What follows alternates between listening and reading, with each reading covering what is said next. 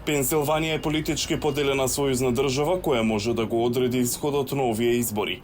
Майкл Санчез предава политички науки на Универзитетот Темпл во Пенсилванија. We went for Donald Trump in 2016. Доналд Трамп победи во 2016. Во 2020 година победи Џо Бајден. И во двата периоди разликата беше од 40.000 гласови или 80.000 гласови во сојузна држава од милиони луѓе. Значи, ние сме тесно поделени. Санчез вели дека главната грижа на гласачите во Пенсилванија на овие избори се економијата и имиграцијата. Многу се зборува меѓу луѓето на Бајден кои се обидуваат да ги истакнат позитивните страни во економијата. Тоа се уште не се чини дека навистина ја опфатило по широката јавност. Така, тие се уште се многу загрижени за економијата. Луѓето се загрижени за имиграцијата и јужната граница, иако Пенсилванија не е ни блиску до јужната граница. Кампањата на Трамп во Пенсилванија вклучува напаѓање на граничните политики на Бајден и иницијативи за чиста енергија. За да размислите низ што треба да поминеме и нештата што ги поднесуваме со границата, без енергетска независност, со сите електрични автомобили, дали сите ќе сакаат да купат електричен автомобил до крајот на вашиот живот? Електричните возила и кинескиот увоз се чувствителни прашања во држава во која синдикалните гласачи се политички активни и организирани. Бајден овој месец 4 пати ги зголеми увозните давачки за кинеските електрични возила, велејќи дека нелојалната конкуренција ги мами американските работници.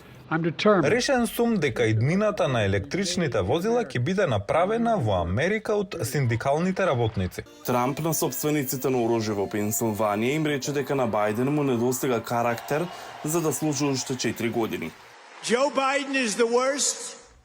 Бајден е најлошиот, најнеспособниот и најкорумпираниот председател во историјата на нашата држава.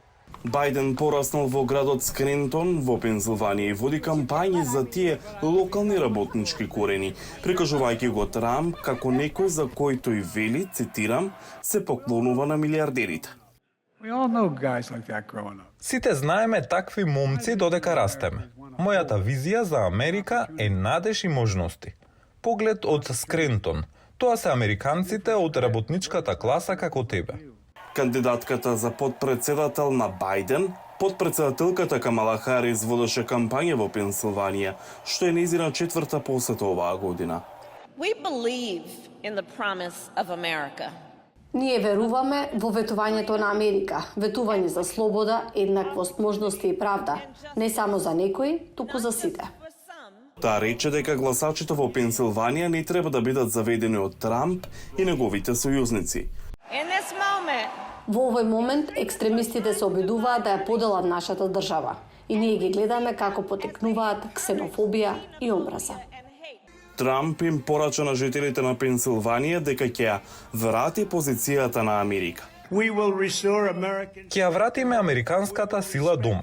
Бевме почитувани пред 4 години низ целиот свет. Денес не сметаат за шега. Тоа нема да трае уште долго.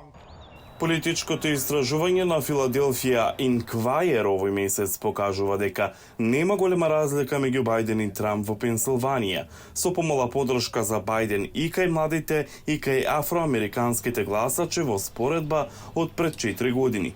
Тие групи беа во фокусот на Бајден за да победи во 2020 година.